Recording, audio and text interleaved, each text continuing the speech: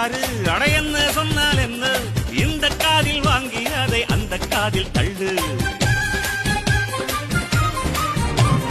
மேகம் மீதந்தாலும் காகம் பறந்தாலும் ஆகாயம்தான் அழுக்காக ஆகாதுன்னு சொல்லு பூ பந்தை யாரும் நீரில் பத்தித்தான் வச்சாலும் வந்து வரும் தண்ணி மேலதான்